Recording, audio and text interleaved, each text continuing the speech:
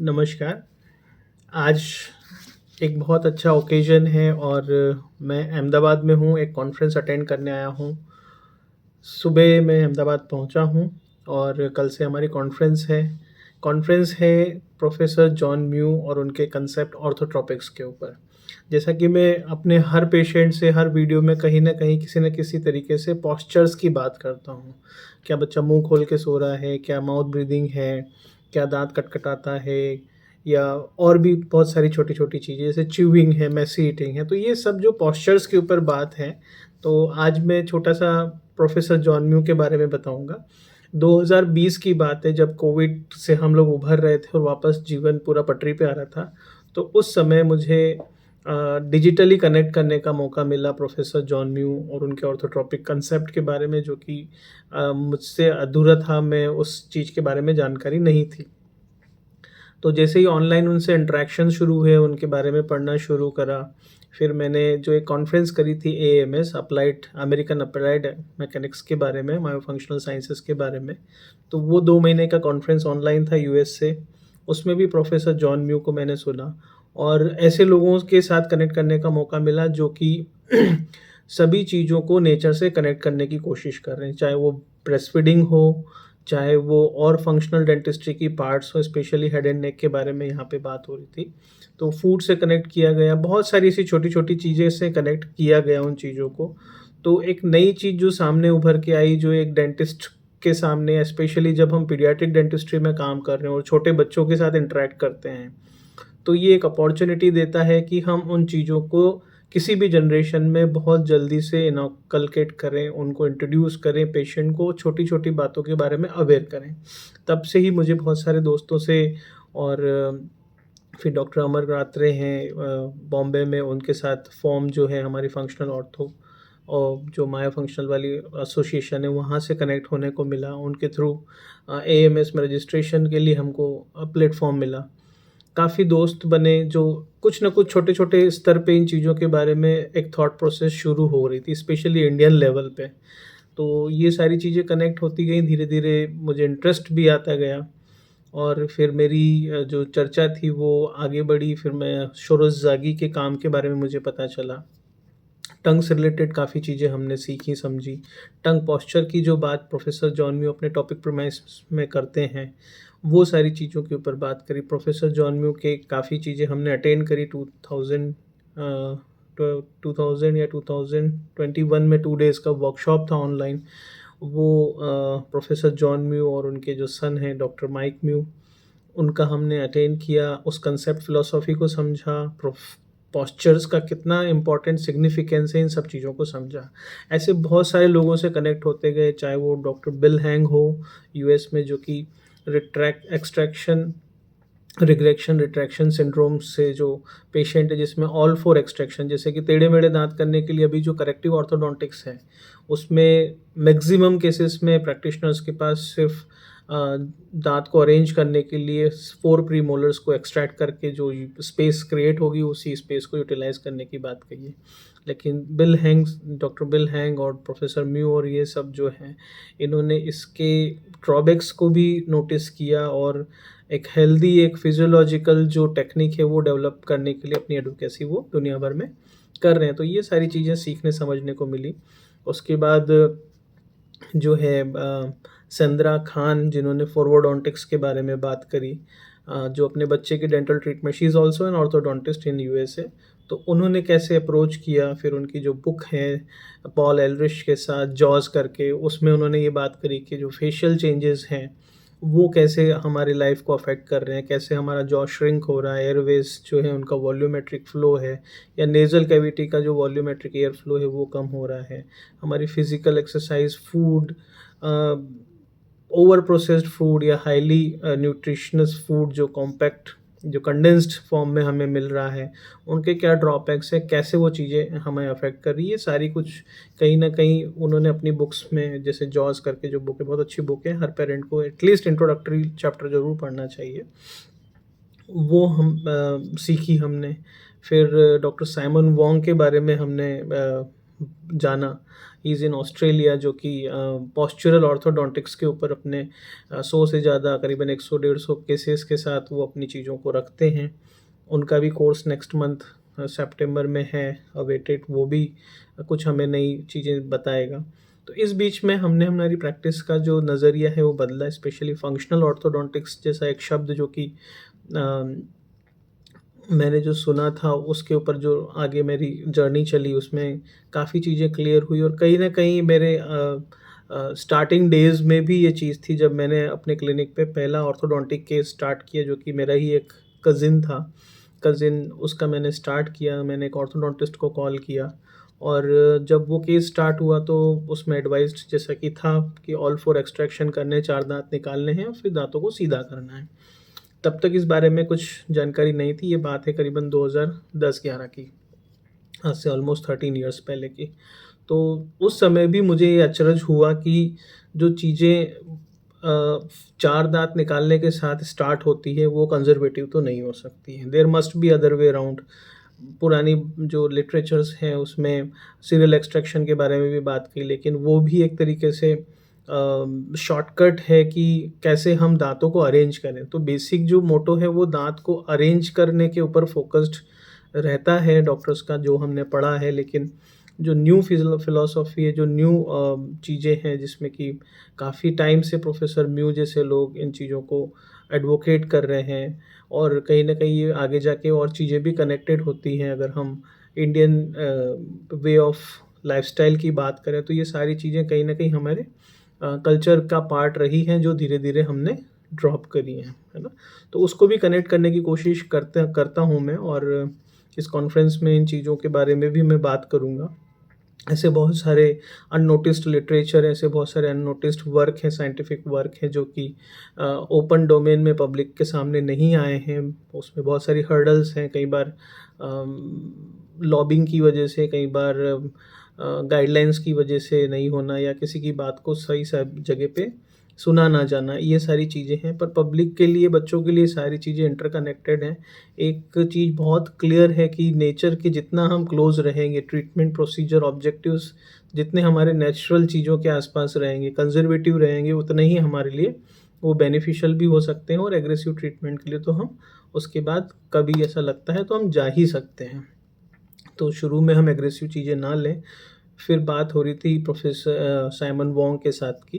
तो जब professor Simon Wong, Shendra Khan और जॉन म्यू, इन्होंने ऑलमोस्ट अराउंड 2016 में गोपेक्स, गुड ओरल पोस्चर एक्सरसाइज़ेज़ के ऊपर एक अपना डॉक्यूमेंट, जो कि मैं अपने क्लिनिक में भी रखता हूँ, तो ये डॉक्यूमेंट हमने उसमें देखा, और देख के काफ़ी चीज़ें ऐसी लगी कि ये सारी चीज़ें एज़ एन इंडियन, मुझे लगता है कि ये सारी चीज़ें हमारे लाइफ का पार्ट ही रही हैं किसी न किसी एक ज़माने में।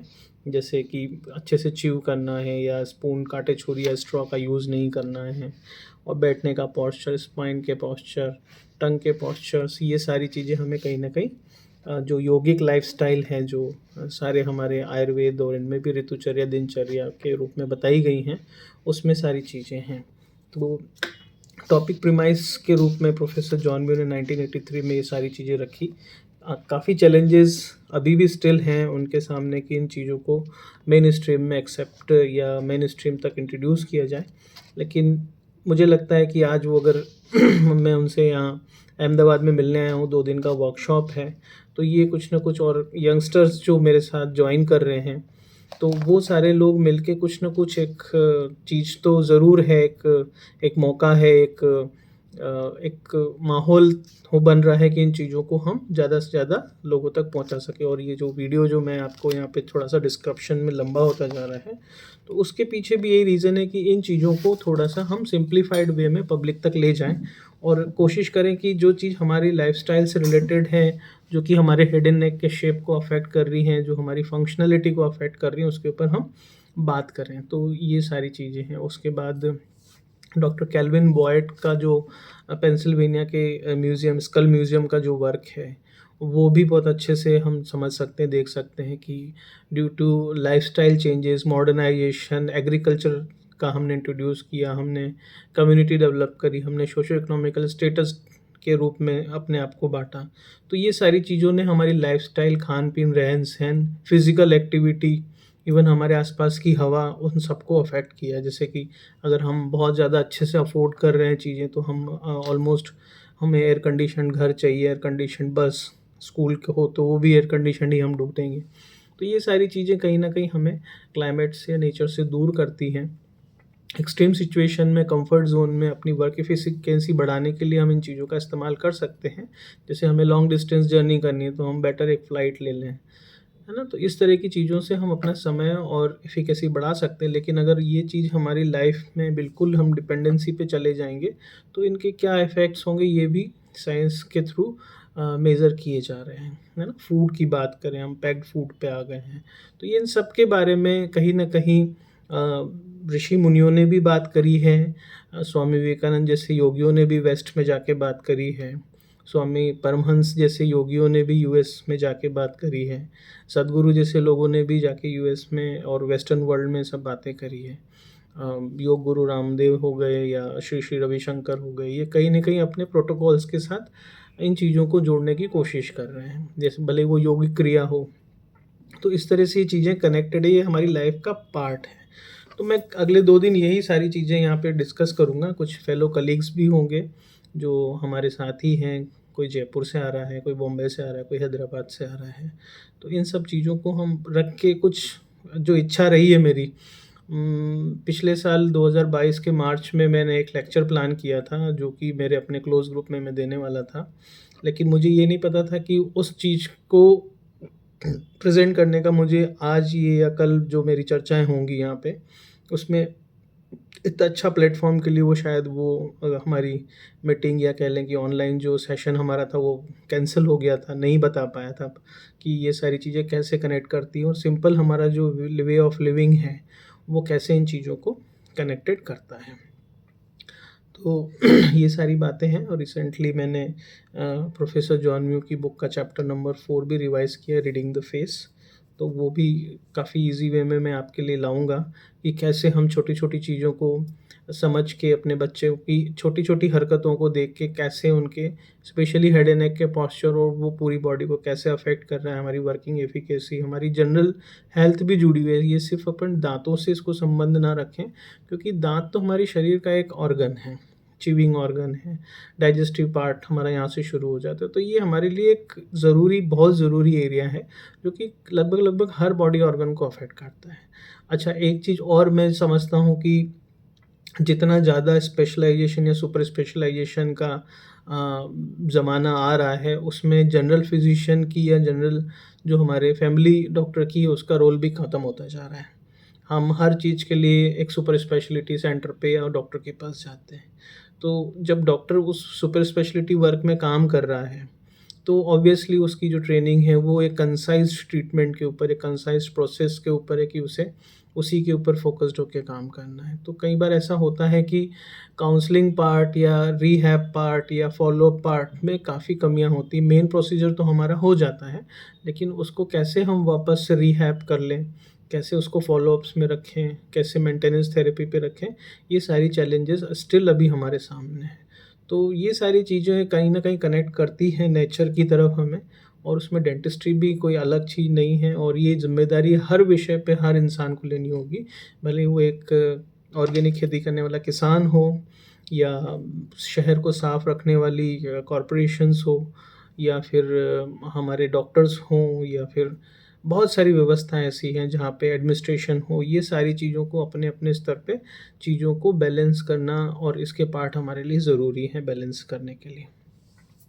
तो इस तरीके से हमारे अभी ये 2 दिन यहाँ पे रहेंगे और मैं छोटे-छोटे वीडियोज़ के माध्यम से अपडेट्स या जो मैं सीख रहा हूँ या जो मैंने सीखा है उसको हम कंसाइज़ करेंगे, तो ये धीरे-धीरे हम सारी चीज़ें आप तक लाते रहेंगे। स्पेशली ये वीडियो इसलिए है कि पेरेंट्स को एक अपॉर्च्युनिटी मिलनी चाहिए कि वो क्या अपने बच्चों के लिए अच्छा डिसीज़न ले सकें। क्योंकि हर दौर में साइंस इवॉल्व होती है, चेंज होती है और उसको एक्सेप्टेबिलिटी जब तक सोसाइटी, जब तक डॉक्टर्स या गाइडलाइंस के थ्रू नहीं आएगा, तो वो हमारे लिए प्रैक्टिकली यूज़फुल कैसे हो पाएगी। तो ये बैलेंस बना के चलना बहुत ज़रूरी है। तो उसी के लिए एक छोटा-सा कदम है जो कि हम पीडियाट्रिक डेंटल पार्ट पे सोचते हैं, समझते हैं और इसको रखने की ज़िम्मेदारी रखते हैं। तो ये सारी चीज़ें होंगी और उसके साथ-साथ हम डिस्कशंस भी करेंगे। कुछ दोस्त और आने वाले हैं डॉक्टर्स अलग-अलग शहरों से, उनके साथ भी कोशिश करेंगे कुछ चर्चा करने की, क्या उनके ओपिनियंस हैं। होगा तो वीडियोज़ रिकॉर्डिंग के माध्यम से भी हम आपसे जुड़ेंगे, मेरे स्पेशली जो पेशेंट्स हैं उनसे हम बात करेंगे।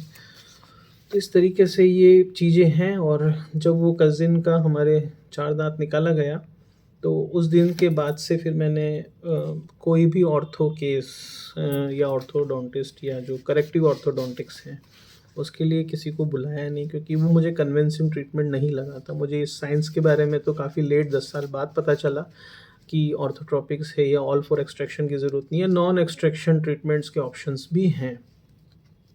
तो ये सारी चीज़ें कहीं न कहीं मुझे गिल्ट फ़ील कराती रहीं कि उस बच्चे के 4 दाँत निकाल के सारी चीज़ें करी हैं। और जैसा बिल हैंग बताते हैं, जो ERRS जो सिंड्रोम है, एक्सट्रैक्शन रिग्रेशन सिंड्रोम जो है, उसमें क्या-क्या कॉम्प्लिकेशंस होती है, कैसे एयरवेज़ कोलैप्स हो रहा है, पीछे हमारा जॉ कैसे पीछे पुल किया जाता है।